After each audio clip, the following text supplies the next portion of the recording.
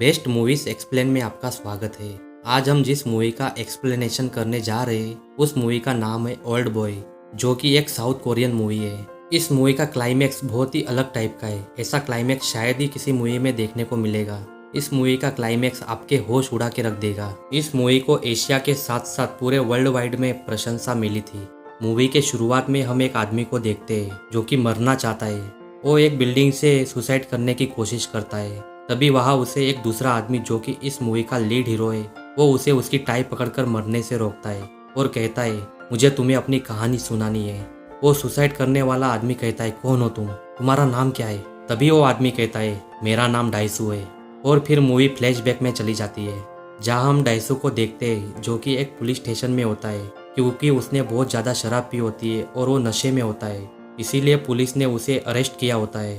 वो वहाँ पुलिस वालों को काफ़ी परेशान करता है और अपनी वाइफ और बेटी की तस्वीर पुलिस वालों को दिखाकर उन्हें कहता है, आज मेरी बेटी का चौथा बर्थडे है। वो अपनी बेटी के लिए लाया हुआ गिफ्ट भी पुलिस वालों को दिखाता है और उसे जाने देने के लिए कहता है। पुलिस वाले उससे काफ़ी तंग आकर उसे हथकड़ी से बांध देते हैं और फिर थोड़ी देर बाद वहाँ उसका फ्रेंड उसे छुड़ाने के लिए आता है। उसे छुड़ाने के बाद डाइसू पुलिस वालों को गाली देकर बाहर भाग जाता है। इससे हमें पता चलता है कि डाइसू कितना लापरवाह है। इसके बाद डाइसू टेलीफोन बूथ से अपनी वाइफ को फ़ोन करता है और उससे बातें करता है। उसके बाद वो अपने फ्रेंड को फ़ोन देता है और उसका फ्रेंड डाइसू की वाइफ से बात करता है। डाइसू पीछे खड़ा हो जाता है और जब उसका फ्रेंड पीछे देखता है तो अचानक से डाइसू गायब हो जाता है। वो वहाँ नहीं होता। उसका फ्रेंड उसे बाहर आकर आवाज़ें देता है पर डाइसू कहीं नहीं होता। इसके बाद दिखाते हैं डाइसू को किसी ने एक कमरे में बंद करके रखा है, जो उसे नीचे एक छोटी सी जगह से खाना देता है। डाइसू चिल्लाता है और उस आदमी से बहुत रिक्वेस्ट करता है कि आखिर उसकी गलती क्या है, क्यों उसे यहाँ कैद करके रखा गया है। लेकिन वो आदमी कुछ नहीं कहता और बिना कुछ कहे वहाँ से चला जाता है। डाइसू इस कमरे में बिल्कुल अकेला है। कोई उसके साथ बात करने वाला नहीं है, कोई उससे मिलने नहीं आता। उसे कुछ समझ में नहीं आता कि आखिर उसकी गलती क्या है, उसके साथ ये क्यों हो रहा है। अब धीरे धीरे वक्त बीतता है और अब डाइसू को उस कमरे में काफ़ी महीने हो चुके हैं। उस कमरे में कभी कभी धुआं उठता है और उस धुएं के आने के बाद डाइसू बेहोश हो जाता है। उसके बेहोशी में होने पर कोई उसके बाल काटता है, उसकी दाढ़ी बना देता है और उसके कपड़े भी चेंज कर देता है। और 1 साल तक ऐसा ही चलता रहता है। और इस बार ये लोग जब डाइसू के कमरे में आते हैं तब वो डाइसू के बॉडी से उसका ब्लड और एक ग्लास ले जाते हैं। इस कमरे में एक टीवी भी होती है और जब डाइसू उस टीवी में न्यूज़ देख रहा होता है तब उस न्यूज़ में दिखा रहे होते हैं कि डाइसू की वाइफ का किसी ने मर्डर कर दिया है और डाइसू भी पिछले 1 साल से लापता था। उसकी वाइफ से उसकी बनती नहीं थी और उन दोनों में हमेशा लड़ाइयाँ भी होती रहती थी। डाइसू एक शराबी था और मौका वारदात पर डाइसू का ब्लड और वहाँ रखे ग्लास पर डाइसू के उंगलियों के निशान भी मिले। इससे ये पता चलता है कि डाइसू वापस आया था और उसने अपनी वाइफ का मर्डर किया और फिर से फरार हो गया। ये न्यूज़ देखने के बाद डाइसू पूरी तरह से टूट जाता है। उसे बहुत दुख होता है। वो आत्महत्या करने की कोशिश करता है, अपनी हाथों की नब्ज काट लेता है। लेकिन जिन लोगों ने उसे इस कमरे में कैद किया था वो लोग इसका इलाज करते हैं और इसे ठीक कर देते हैं। ये लोग नहीं चाहते कि डाइसू मरे।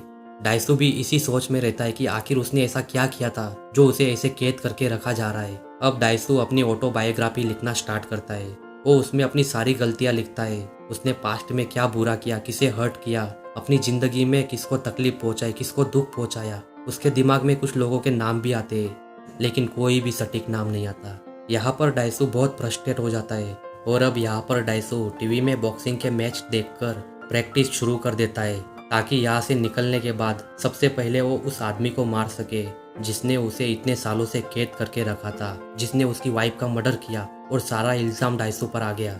अब डाइसू को यहाँ काफ़ी वक्त गुजर जाता है और गुजरते वक्त के साथ वो अपने हाथों पर टैटू की लाइन खींचता है, यानी जितनी लाइन उतने साल होते हैं। यहाँ पर डाइसू को खाने में सिर्फ और सिर्फ मोमोज दिए जाते हैं और मोमोज खाने के लिए जो चॉपस्टिक दी जाती है वो स्टील की होती है। अब वो उस चॉपस्टिक से इस जेल में सुरंग बनाना शुरू करता है, लेकिन ये बहुत मुश्किल काम होता है। धीरे धीरे काफ़ी वक्त गुजरता है और अब डाइसू को इस जेल में पूरे 15 साल हो चुके हैं और इन 15 सालों में उसने इस जेल की दीवार में सुरंग बना ली होती है। और जब वो दीवार की आखिरी ईंट निकालता है तब 15 सालों में पहली बार वो बाहर देखता है और बारिश का पानी हाथों में लेकर उसे पीने लगता है और खुश होकर सोचता है वो 1 महीने में यहाँ से निकल जाएगा। वो सोचता है वो बाहर जाकर सबसे पहले क्या खाएगा। वो देखता है बाहर बहुत सारी कार है, यानी वो सिटी में ही किसी बिल्डिंग की जेल में है। वो कौन सी मंजिल पर है वो इसका भी अंदाज़ा लगाता है वो सोचता है अगर यहाँ से इस मंजिल से उसे कूदना भी पड़े जिससे उसकी जान चली जाए, फिर भी वो यहाँ से बाहर जरूर निकलेगा। तभी उस कमरे में गैस आनी शुरू होती है। डाइसू अपना बेड सही करता है और खुशी खुशी लेट जाता है। थोड़ी देर बाद उस कमरे में एक औरत आती है जो हिप्नोसिस करती है और डाइसू के पास बैठ जाती है। डाइसू पूरी तरह से बेहोश नहीं होता। वो औरत डाइसू को एक बेल दिखाती है और उसे हिप्नोसिस करती है। वो कहती है इस बेल की आवाज़ आने पर तुम्हें यहाँ एक घास का मैदान दिखाई देगा। और ऐसा ही होता है, उसे वहाँ घास का मैदान दिखना शुरू होता है। और उसके बाद डाइसू को एक बहुत बड़े ब्रीफकेस के अंदर बंद करके उसी घास के मैदान में छोड़ दिया जाता है। और जब डाइसू को होश आता है वो उस ब्रीफकेस से बाहर निकलता है जिसमें उसकी डायरी भी होती है। और अब डाइसू आज़ाद है। उन लोगों ने डाइसू को 15 साल कैद में रखने के बाद आज़ाद कर दिया होता है। डाइसू पूरे 15 सालों के बाद सूरज की रोशनी देखता है। डाइसू किसी बिल्डिंग की छत पर होता है। वो देखता है उसने ब्रांडेड कोट, घड़ी और शूज पहने हुए हैं। उसे अपने सामने एक आदमी बैठे हुए दिखाई देता है। डाइसू उसके पास जाता है और उसे अजीब तरह से छूने लगता है क्योंकि वो 15 सालों बाद किसी इंसान को अपने सामने देख रहा है। वो आदमी कहता है वो यहाँ सुसाइड करने आया है। वो आदमी दीवार से नीचे पलट जाता है और डाइसू उसे उसकी टाई से पकड़ लेता है। और डाइसू उसे कहता है पहले वो उसकी कहानी सुन ले। और मूवी वही आ जाती है जहाँ से स्टार्टिंग में दिखाया गया था। तब हमें पता चलता है ये सब हम देख रहे थे, ये सब कहानी डाइसू उस आदमी को सुना रहा था। और जब वो आदमी डाइसू को अपनी कहानी सुनाने लगता है तब डाइसू वहाँ से उठकर चला जाता है। यानी कि अब डाइसू पूरी तरह से बदल चुका है। अब नीचे जाने के लिए डाइसू लिफ्ट में होता है। तब उस लिफ्ट में एक औरत भी होती है। डाइसू उस औरत का गोगल छीनकर जाने लगता है। तभी वही आदमी नीचे गिरकर सुसाइड कर लेता है। डाइसू उसे देखे बिना ही आगे चलने लगता है, जिससे हमें पता चलता है कि डाइसू अब कितना पत्थर दिल बन चुका है। शाम को डाइसू रोड के किनारे सोचने लगता है कि अब वो अपने दोस्तों और रिश्तेदारों के पास भी नहीं जा सकता क्योंकि वो सब उसे उसकी वाइफ का खूनी समझते हैं। डाइसू एक जगह बैठकर मछलियों का एक्वेरियम देख रहा होता है। तभी उसके पास एक आदमी आता है और वो इसे एक मोबाइल और वॉलेट देता है और कहता है इसके बारे में मुझे कुछ मत पूछना, मैं कुछ नहीं जानता। डाइसू उस वॉलेट में देखता है जिसमें बहुत सारे पैसे होते हैं। इसके बाद डाइसू एक रेस्टोरेंट में जाता है जहाँ एक लड़की काम कर रही होती है। वो डाइसू को देखकर कहती है क्या तुम यहाँ अक्सर आते रहते हो? डाइसू कहता है नहीं, मैं पहली बार यहाँ आया हूँ। वो लड़की कहती है बहुत जाने पहचाने लग रहे हो। डाइसू कहता है तुम भी जाने पहचाने लग रहे हो। डाइसू उस लड़की से कुछ जिंदा चीज खाने के लिए ऑर्डर करता है। तभी डाइसू के मोबाइल में रिंग बजती है। डाइसू फोन उठाकर कहता है हु आर यू? सामने वाला आदमी कहता है क्या तुम्हें ये कपड़े पसंद आए? डाइसू उसे पूछता है क्यों तुमने मुझे 15 सालों तक कैद में रखा? वो आदमी कहता है तुम्हें क्या लगता है कौन हूँ मैं? डाइसू कई लोगों के नाम लेता है पर वो आदमी उनमें से कोई नहीं होता। वो कहता है वो एक किस्म का स्कॉलर है और उसका मकसद है डाइसू की जिंदगी। डाइसू कहता है कौन हो तुम? वो आदमी कहता है मैं कौन हूँ ये इम्पोर्टेंट नहीं है, मैं क्यों हूँ ये इम्पोर्टेंट है। तुम्हारा स्कूल जब से खत्म हुआ है तब से लेकर अपनी पूरी जिंदगी पर नजर डालो। अब तुम्हारे होमवर्क का वक्त है और एक बात हमेशा याद रखना, चाहे रेत का कण हो या पत्थर, पानी में वो एक समान ही डूबते हैं। डाइसू उसे कहता है तुमने मुझे हिप्नोसिस करके रखा था, तुमने ऐसा क्यों किया? पर वो इसका जवाब नहीं देता। वो कहता है मैंने तुम्हें काफी मिस किया, जल्द मेरे पास आना। और इसके बाद वो फोन डिस्कनेक्ट कर देता है। अब डाइसू गुस्से में अपने सामने रखे जिंदा ऑक्टोपस को खाने लगता है और ये देखकर उस वेटर लड़की को काफी अच्छा लगता है और वो सहानुभूति के लिए डाइसू के हाथ पर हाथ रखती है। पर तभी डाइसू बेहोश हो जाता है। वो लड़की जिसका नाम मीडो होता है वो डाइसू को उसके घर ले जाती है। जब डाइसू की आंखें खुलती है तो वो लड़की डाइसू की डायरी पढ़ रही होती है। डायरू वो डायरी छीन कर वापस लेट जाता है। वो लड़की पूछती है तुम बेहोश क्यों हो गए थे? वो कहता है बहुत सालों से धूप ना लगने से उसके शरीर में विटामिन ए और डी की कमी हो गई थी, जिस वजह से वो उस जिंदा ऑक्टोपस को डाइजेस्ट नहीं कर सका और वो बेहोश हो गया। अब डाइसू के पास उसकी जिंदगी में सिर्फ दो ही मकसद है, एक जिस इंसान ने उसे 15 सालों तक एक कमरे में कैद रखा उसे ढूंढना और दूसरा अपनी खोई हुई बेटी को ढूंढना। अब डाइसू मीडो को अपने रिश्तेदारों के पास अपनी बेटी को ढूंढने के लिए भेजता है। तब उसे पता चलता है कि उसकी बेटी को किसी फॉरेन कपल ने एडॉप्ट कर लिया था और उसके बाद डाइसू अपनी बेटी को ढूंढना बंद कर देता है। लेकिन डाइसू अब उस इंसान को किसी भी हालत में ढूंढना चाहता है जिसने उसे 15 सालों तक कैद में रखा था। अब डाइसू एक रेस्टोरेंट में खाना खाने जाता है। तब उसे याद आता है कि जो खाना उसे 15 सालों तक खिलाया गया था, अगर वो उस रेस्टोरेंट को ढूंढ लेता है तो उस जगह को भी ढूंढ लेगा जहां उसे 15 सालों तक कैद करके रखा गया था, क्योंकि उसे उस जगह के बारे में कुछ भी पता नहीं होता। और फिर उसके बाद वो एक एक करके कई सारे चाइनीज रेस्टोरेंट का खाना खाना शुरू करता है, क्योंकि डाइसू सब कुछ भूल सकता है लेकिन उस खाने का टेस्ट कभी नहीं भूल सकता जो उसने उन 15 सालों में खाया था, क्योंकि उसे खाने में सिर्फ और सिर्फ मोमोज दिए जाते थे।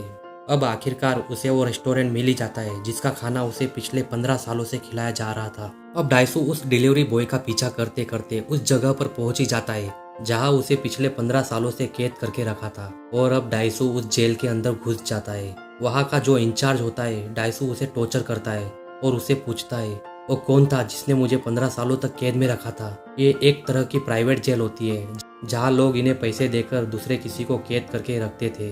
अब डाइसू उस इंचार्ज से पूछता है पर वो कहता है हम हमारे क्लाइंट की इंफॉर्मेशन किसी से नहीं कहते। तब डाइसू उस इंचार्ज के दांतों को हथौड़ी से उखाड़ देता है। अब वो इंचार्ज कहता है जिसने तुम्हें बंदी बनाकर 15 सालों तक यहाँ रखा था, मैंने उसका चेहरा कभी नहीं देखा लेकिन मैंने उसकी आवाज़ रिकॉर्ड करके रखी थी। और वो इंचार्ज ये भी कहता है उस आदमी ने तुम्हें इसीलिए कैद करके रखा था क्योंकि तुम बोलते बहुत ज़्यादा हो। और फिर इसके बाद डाइसू और रिकॉर्डेड कैसेट लेकर वहाँ से निकलता है। लेकिन तभी उस इंचार्ज के बहुत सारे लोग उसे मारने के लिए आते हैं। लेकिन डाइसू ने पिछले 15 सालों में उसी जगह फाइट की बहुत सारी प्रैक्टिस की होती है, इसीलिए डाइसू उन सभी से फाइट करता है। और हमें इस मूवी की सबसे बेहतरीन फाइट देखने को मिलती है। ये फाइट इस मूवी की वन टेक फाइट थी जिसे एक ही टेक में शूट किया हुआ था, सिर्फ डाइसू को जो चाकू लगता है उसे छोड़कर। डाइसू उन सभी को धराशायी करके उस जेल से बाहर निकल जाता है। लेकिन डाइसू भी बहुत जख्मी होता है और जब वो सड़क से चल रहा होता है तभी वो बेहोश होता है। एक आदमी उसकी मदद करके उसे टैक्सी में बिठाता है और मीडो के घर का एड्रेस बताता है। डाइसू बेहोशी की हालत में उस आदमी का शुक्रिया करता है। वो आदमी हंसते हुए डाइसू को अलविदा ओ डाइसू कहता है। डाइसू का पूरा नाम ओ डाइसू होता है। डाइसू समझ जाता है ये वही इंसान है जिसने उसे 15 सालों तक कैद में रखा था। वो बेहोशी के हालत में होने की वजह से कुछ नहीं कर पाता और वो टैक्सी भी वहाँ से आगे निकल जाती है। और जब डाइसू को होश आता है तब वो मीडो के घर पर होता है जहाँ मीडो ने उसके सभी घावों पर मरहम पट्टी कर दी होती है। और फिर इसके बाद डाइसू उस टेप कैसेट को सुनता है जो उस जगह से लाया होता है जहाँ उसे कैद करके रखा गया था। उस कैसेट में उस आदमी की आवाज़ होती है जिसने डाइसू को 15 सालों तक कैद में रखा था। वो आदमी उस इंचार्ज से कहता है किसी को 15 सालों तक कैद करना है लेकिन ध्यान रहे कि वो इंसान पागल नहीं होना चाहिए। वो इंचार्ज जो होता है वो कहता है इसके लिए हमें उसके पानी में ड्रग्स मिलाकर देने होंगे। और वो 15 सालों से डाइसू को ड्रग्स मिलाकर दे रहे होते थे, इसीलिए डाइसू पिछले 15 सालों में उस कमरे में पागल नहीं हुआ था। अब वो इंचार्ज उस आदमी से पूछता है इसका गुनाह क्या है। वो कहता है ये बातें बहुत करता है और उसके बाद वो फोन डिस्कनेक्ट कर देता है। डाइसू अगले दिन अपने उस दोस्त के पास जाता है जिसे मूवी के शुरुआत में दिखाया गया था, जिसने डाइसू को पुलिस स्टेशन से छुड़वाया था, जिसका अब एक साइबर कैफे होता है। डाइसू उससे मिलकर सब कुछ बताता है कि वो इतने सालों से कहाँ था, उसके साथ क्या हुआ था। उसका वो दोस्त डाइसू को बोलता है तुम्हें अपने दुश्मन को अपने आसपास ही ढूंढना होगा, हो ना हो वो तुम्हारे नज़दीकी किसी लोगों में से होगा। इसके बाद ये मीडो का मेल बॉक्स चेक करते हैं। उसे एक मेल आता है जो एवरग्रीन आईडी से होता है। उस मेल में ये लिखा होता है तुम्हारे ऊपर जो केस था तुम अब उस केस से आज़ाद हो। उसके बाद डाइसू का दोस्त उस मेल के थ्रू उसका एड्रेस निकालता है जो होता है Seawood apartment, building number 7, unit number 407, जो कि मीडो के घर के सामने वाले अपार्टमेंट का होता है। अब डाइसू उस एड्रेस पर पहुंच जाता है जहां वो आदमी होता है। इस आदमी का नाम उजिन होता है। अब वो आदमी डाइसू को बोलता है तुम्हारे पास 5 दिन है, अगर तुमने पता लगा लिया कि मैंने तुम्हें कैद क्यों किया था तो मैं खुद को मार दूंगा, और अगर तुम पता नहीं लगा पाए तो मैं मीडो को मार दूंगा क्योंकि अब मीडो उसके कब्जे में होती है। उजिन कहता है मैं उन सभी औरतों को मार दूंगा जिसे तुम प्यार करते हो। डाइसू उसे मारना चाहता है लेकिन तभी वो अपनी शर्ट खोलकर दिखाता है। वो कहता है मेरे हार्ट का ऑपरेशन हुआ था जिसमें एक पेस मेकर लगा हुआ है। पेस मेकर दरअसल हार्ट के पेशेंट को लगाया जाता है जो हार्ट बीट को कंट्रोल करता है। वो बोलता है मैंने इसका एक रिमोट कंट्रोल बनाया है ताकि मैं जब चाहूँ इसे दबाकर अपनी मर्जी से मर सकता हूँ, और अगर मैं मर गया तो तुम्हें कभी पता नहीं चलेगा कि मैंने तुम्हें 15 सालों तक कैद में क्यों रखा था, और मीडो का तुम्हें कभी पता नहीं लगेगा। और इसके बाद उजिन वहाँ से चला जाता है और डाइसू भी उसे कुछ नहीं कहता। अब डाइसू जल्दी से उस जगह चला जाता है जहाँ मीडो होती है और वहाँ पर इंचार्ज और उसके गैंग के लोग होते हैं क्योंकि डाइसू ने उसके दांत उखाड़ दिए थे और उसके गैंग के सभी लोगों को बहुत बुरी तरह से मारा हुआ होता है। इसीलिए वो डाइसू को मारने के लिए आए होते हैं। जिस तरह से डाइसू ने उस इंचार्ज के दांत उखाड़े थे उसी तरह वो इंचार्ज भी डाइसू के दांत उखाड़ने वाला ही होता है। लेकिन तभी वहाँ पर उजिन का आदमी आता है एक भरा हुआ पैसों का ब्रीफकेस लेकर कि डाइसू को छोड़ दो हालांकि वो डाइसू को छोड़ना नहीं चाहता, लेकिन पैसों की लालच में वो डाइसू को छोड़ देता है। डाइसू उसे कहता है मैं तेरा हाथ काट दूंगा जिससे तूने मीडो को छुआ है, और डाइसू को खुश किए बिना वो वहां से चला जाता है। अब डाइसू और मीडो उस जगह से चले जाते हैं जहाँ वो रहते थे, ताकि फिर उन्हें कोई ढूंढ ना पाए। वो अब आज़ाद है। अब इन दोनों को एक दूसरे से प्यार हो जाता है। डाइसू की जिंदगी में 15 साल बाद खुशी आई है। डाइसू अब खुश है कि उसे किसी से प्यार है। अब वो एक होटल के कमरे में जाते हैं जहाँ इन दोनों में संभोग होता है। ये दोनों इंटीमेट होते हैं, और जब सुबह ये उठते हैं तो उस कमरे में इनके सामने एक बॉक्स होता है, और जब ये बॉक्स को खोलते हैं तो उसी इंचार्ज का हाथ होता है जिसे डाइसू ने कहा था मैं तेरा हाथ काट दूंगा। डाइसू कहता है उस आदमी को कैसे पता कि मैंने उससे कहा था मैं तेरा हाथ काट दूंगा। इसका मतलब उसने हमारी सभी बातें सुनी थी। अब डाइसू को शक होता है कि हो ना हो उजिन ने उसके जूतों में, कपड़ों में या शरीर में कहीं ना कहीं ट्रांसमीटर लगाया है, जिससे उसने इन्हें ढूंढ लिया और वो इनकी बातें भी सुन रहा है। और जब डाइसू अपने जूते चेक करवाता है तो सच में उसमें से एक ट्रांसमीटर निकलता है, और वो उस ट्रांसमीटर को निकाल कर फेंक देता है। इसके बाद डाइसू अपने फ्रेंड के पास जाकर इंटरनेट पर एवरग्रीन नाम की बहुत सी बिजनेस चेक करता है, जिसमें एक साइट खुलती है एवरग्रीन ओल्ड बॉय सैंगकॉक हाई स्कूल, और ये वही हाई स्कूल होता है जिसमें डाइसू और उसका फ्रेंड पढ़ा करते थे।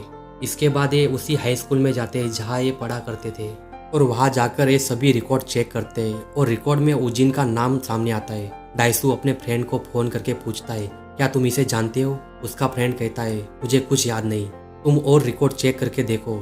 डाइसू कहता है मैंने सभी रिकॉर्ड चेक किए लेकिन मुझे और कुछ नहीं मिला। डाइसू पूछता है क्या तुम लिसुआ को जानते थे जो हमारे क्लास में थी। डाइसू का फ्रेंड कहता है हाँ, लेकिन वो तो मर चुकी थी। डाइसू पूछता है वो कैसी लड़की थी। डाइसू का फ्रेंड कहता है वो अच्छी लड़की नहीं थी, वो एक कैरेक्टरलेस थी और उसके बारे में बहुत उल्टा सीधा बोलता है। लेकिन उसी के कैफे में उजिन बैठा होता है और ये सभी बातें सुन रहा होता है, और वो डाइसू के फ्रेंड के पास आकर उसे बुरी तरह से मार डालता है, और फोन पर डाइसू से कहता है मेरी बहन कोई कैरेक्टरलेस लड़की नहीं थी, वो एक अच्छी लड़की थी, और तुम्हारे दोस्त की जान जो गई है और जो मरा है उसके जिम्मेदार सिर्फ तुम हो। डाइसू को अब पूरी कहानी याद आ जाती है। उसे याद आता है कैसे उसने उजिन और उसकी बहन लिसुआ को एक साथ स्कूल बंद होने पर आपस में इंटीमेट होते हुए देखा था, और जब वो स्कूल छोड़कर जा रहा था तब उसने ये बात अपने इसी फ्रेंड को बताई थी। और डाइसू ने अपने फ्रेंड को ये भी कहा था कि वो ये बात किसी को ना बताए, लेकिन उसके फ्रेंड ने ये बात सभी को बताई थी, जिस वजह से उजिन की बहन की बहुत बदनामी हुई थी, और बदनामी की वजह से उसने आत्महत्या कर ली, और उसने आत्महत्या 5 जुलाई को की थी। इसीलिए उजिन डाइसू को 5 जुलाई का टाइम देता है, और आज 5 जुलाई का टाइम होता है। हालांकि डाइसू से गलती हुई थी, लेकिन डाइसू की गलती इतनी भी बड़ी नहीं थी कि उसे 15 सालों तक एक कमरे में कैद करके रखा जाए। इसीलिए उजिन ने उसे कहा था चाहे रेत का कण हो या पत्थर, पानी में वो एक समान ही डूबते हैं, यानी दुख बड़ा हो या छोटा वो दोनों ही तकलीफ देते हैं। मीडो उसे कहती है अब तुम्हें सब पता चल गया है, अब हम दोनों यहाँ से कहीं दूर चले जाएंगे ताकि वो हमें ढूंढ ना सके। लेकिन डाइसू कहता है नहीं, बदला अब मेरी जिंदगी का मकसद बन चुका है। और डाइसू अब मीडो को उसी इंचार्ज के जेल में रखने जाता है जहाँ डाइसू ने 15 साल कैद में निकाले थे। और डाइसू ऐसा 2 कारणों से करता है, एक ताकि उजिन मीडो को ना ढूंढ पाए, उसे मार ना पाए, और दूसरा उजिन ने उस इंचार्ज का हाथ काटा था और दुश्मन का दुश्मन दोस्त होता है। और इसके बाद डाइसू उजिन के पेंट हाउस पहुंच जाता है, और जब डाइसू उसके पेंट हाउस जाता है तब उजिन उसे कहता है आखिर तुम्हें सब याद आ ही गया। डाइसू कहता है तुमने मेरी मेमोरी मिटाने की कोशिश की, तुमने मेरी मेमोरी मिटा के मुझे कहा सब कुछ याद करो, तुमने मेरे साथ बहुत गलत किया है, लेकिन मैं जीत गया। और तुमने वादा किया था तुम खुद को मार दोगे, तो अब अपना वादा निभाओ, अब मर कर दिखाओ। उजिन कहता है तुम्हें क्या लगा तुम्हें हिप्नोसिस करके वो दिन भुला गया? नहीं, वो दिन तुम्हें इसीलिए याद नहीं था क्योंकि तुम वो दिन भूल गए थे, और कुछ नहीं। तुम्हारी अफवाह इतनी फैल गई थी कि सभी बातें करने लगे थे कि लिसुआ प्रेग्नेंट है, और वो भी ये बात सच मानने लगी थी। उसके पीरियड रुक गए थे, उसका पेट फूलने लगा था, सब बोलने लगे थे उसके पेट में नाजायज औलाद है। वो बेचारी क्या करती, तुम्हारी जुबान ने उसकी ये हालत कर दी थी, और वो ये सब बातें बर्दाश्त नहीं कर सकी और उसने आत्महत्या कर ली। उजिन उससे कहता है क्या तुमने पोस्ट हिप्नोसिस के बारे में सुना है? पोस्ट हिप्नोसिस करके आप किसी के भी दिमाग में कुछ भी डाल सकते हो, और आज जो तुम और मीडो एक दूसरे से प्यार करते हो, एक दूसरे के करीब आकर एक दूसरे को चाहने लगे हो, ये पोस्ट हिप्नोसिस से हुआ है। हमने तुम दोनों को वही किया था, और उसी की वजह आज तुम दोनों एक साथ हो। और तुम्हारी सबसे बड़ी गलती ये थी कि तुम सवाल ही गलत पूछते हो। हमने तुम्हें छोड़ा तब तुम्हारा सवाल ही गलत था कि तुम्हें 15 साल जेल में क्यों रखा गया, बल्कि तुम्हारा सवाल ये होना चाहिए था कि उजिन ने 15 साल कैद में रखने के बाद तुम्हें क्यों छोड़ा। अब उजिन डाइसू को एक बॉक्स दिखाता है और उसे खोलने को कहता है। उस बॉक्स में एक फोटो एल्बम होता है। उस एल्बम में डाइसू के परिवार की सभी फोटोज होती है, वो, उसकी वाइफ और उसकी बेटी।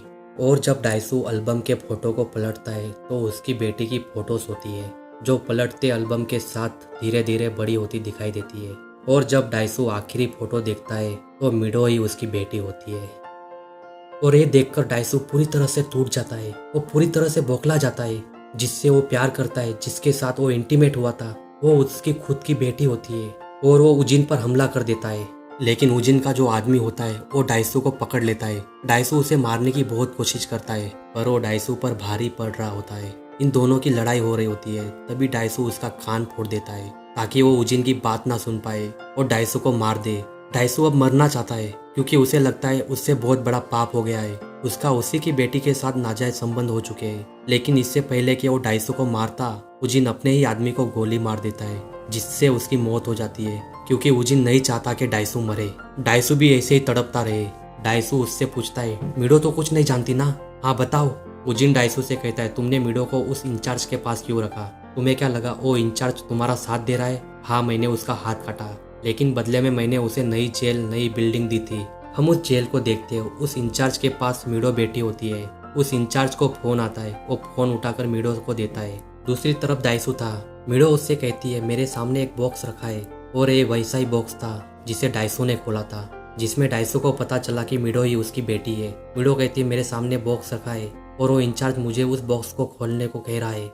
डाइसू चिल्लाते हुए कहता है, उसे मत खोलना, मैं जल्द वहां जाऊंगा। अब डाइसू घुटनों के बल बैठकर रोने लगता है। वो उजिन को रहम की भीख मांगता है। डाइसू उजिन से कहता है, आज से वो उजिन का कुत्ता है। वो उजिन के सामने भौंकता है, उसके तलवे चाटता है। वो पूरी तरह से उजिन के सामने गिड़गिड़ाता है, लेकिन उजिन को इससे कोई फर्क नहीं पड़ता। वो डाइसू की इस हालत पर उस पर हंसता है। उजिन को लगता था डाइसू बहुत बोलता है, इसीलिए डाइसू वहां पड़ी एक कैंची से उजिन के सामने खुद की जुबान काट लेता है। और ये सीन सच में बहुत ही दर्दनाक, बहुत ही इमोशनल होता है। और इतने दर्द में भी डाइसू मोबाइल उठाकर उजिन को दे देता है और उसे कॉल करने का इशारा करता है। उजिन डाइसू के मुंह में एक रुमाल घुसाता है और उस इंचार्ज को कॉल करता है। और डाइसू को इस तरह देखकर उसे डाइसू पर दया आ जाती है और वो इंचार्ज को बॉक्स खोलने से मना कर देता है। और अब शायद उसका बदला भी पूरा हो गया था। अब उसके जीने का कोई मकसद नहीं रहा। वो डाइसू के सिर पर गन रखता है, पर गोली नहीं चलाता। वो खड़ा होकर अपने हार्ट के पेस मेकर का रिमोट नीचे फेंकता है। उजिन लिफ्ट की ओर चलने लगता है और लिफ्ट का बटन दबाता है। वैसे ही डाइसू भी रिमोट का बटन दबाता है, लेकिन उजिन को कुछ नहीं होता। दरअसल ये झूठ होता है, वो इसके हार्ट के पेस मेकर का बटन नहीं होता। और उजिन लिफ्ट में चला जाता है। और जब वो लिफ्ट में होता है तभी उसे उसके बहन की याद आती है। और उसे वही लम्हा याद आता है जब उसकी बहन सुसाइड कर रही होती है। वो पानी में कूद रही होती है और उजिन ने उसका हाथ पकड़ा हुआ होता है। वो उजिन से बोलती है, मुझे जाने दो, लेकिन उजिन नहीं चाहता कि वो मरे। उजिन उसे बचाना चाहता है और वो कोशिश भी करता है, लेकिन उसकी बहन कहती है, मुझे याद रखना। और वो पानी में कूद जाती है और इस तरह से उसकी मौत हो जाती है। और उजिन आज इस बात को याद कर रहा होता है और उसे ये बर्दाश्त नहीं होता और वो खुद को गोली मार लेता है। दरअसल उजिन इतने सालों से इसी मकसद के लिए, इसी पल के लिए जिंदा था और अब उसका मकसद पूरा हो चुका है। इसीलिए वो खुद को मार लेता है और अपनी जान दे देता है। और अब डाइसू कुछ दिनों बाद उस औरत को ढूंढ लेता है जो उसे हिप्नोसिस किया करती थी। डाइसू उसे कहता है, मेरी पिछली जितनी भी यादें हैं उन्हें तुम मिटा दो ताकि मुझे मेरा पास्ट याद ना रहे। वो हिप्नोसिस वाली औरत कहती है, मेरे पास तुम्हारी मदद करने का कोई रीजन नहीं है, लेकिन तुम्हारी आखिरी लाइन ने मेरा दिल छू लिया। क्योंकि डाइसू ने उस औरत को ये सब लिख कर दिया होता है, क्योंकि अब वो बोल नहीं सकता, उसने अपनी जुबान काट ली थी। और उस आखिरी लाइन में लिखा था, मैंने भी पाप किए हैं तो क्या मुझे अब जीने का हक नहीं? वो औरत कहती है, ये हिप्नोसिस गलत भी जा सकता है, तुम अपनी सारी याददाश्त हमेशा के लिए खो सकते हो, क्या तुम्हें मंजूर है? डाइसू हाँ कहता है, क्योंकि डाइसू से अनजाने में बहुत बड़ा पाप हुआ होता है जो उसके और मिडो के बीच में हुआ था। डाइसू उन सभी यादों को हमेशा के लिए भूलना चाहता है। अब वो औरत डाइसू को हिप्नोसिस करती है। वो डाइसू के दिमाग को हिप्नोसिस करके उजिन के पेंट हाउस भेजती है और वहाँ उसकी पर्सनैलिटी स्प्लिट करती है, जिसमें एक मॉन्स्टर की पर्सनैलिटी है जिसे पता है कि मिडो उसकी बेटी है और वो 70 कदम चलेगा और हर कदम के साथ उसकी 1 साल उम्र बढ़ जाएगी और 70 कदम चलने के बाद उसकी उम्र 70 साल होगी और वो मॉन्स्टर मर जाएगा। और वहाँ से जो वापस आएगा वो होगा डाइसू, जिसे वो पेंट हाउस की कोई भी चीज याद नहीं होगी। फिर हम डाइसू को बर्फ में उठते हुए देखते हैं, जहाँ मीडो भी उसे ढूंढते हुए आती है और मीडो उससे पूछती है यहाँ और कौन था। फिर हम डाइसू के कदमों के निशान देखते हैं जो उन चेयर से 70 कदम दूर थे। मीडो डाइसू को गले लगाकर आई लव यू डाइसू कहती है। डाइसू के चेहरे पर हल्की सी मुस्कान आती है और फिर धीरे धीरे वो मुस्कान दर्द में बदल जाती है और इसी के साथ इस मूवी का एंड हो जाता है। और आखिर में ये मूवी एक सवाल छोड़ जाती है। जब वो हंसता है तो ऐसा लगता है कि वो सब भूल चुका है और जब उसकी हंसी दर्द में बदल जाती है तब ऐसा लगता है जैसे उसे अभी भी सब कुछ याद है।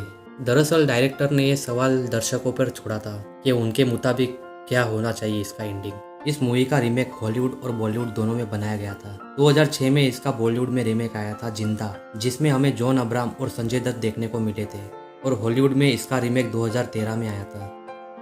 दोस्तों, इस मूवी की IMDb रेटिंग है 8.4 आउट ऑफ द 10। इस मूवी का बजट $3 मिलियन था और इस मूवी ने बॉक्स ऑफिस पर $15 मिलियन की कमाई की थी। ये साउथ कोरिया की एक ब्लॉकबस्टर मूवी थी जिसे बहुत ज्यादा पसंद किया गया था पूरे वर्ल्ड वाइड में। तो दोस्तों, आपको इस मूवी का एक्सप्लेनेशन कैसा लगा हमें कमेंट में जरूर बताना और चैनल को लाइक और सब्सक्राइब जरूर करना। मिलते हैं अगले वीडियो में।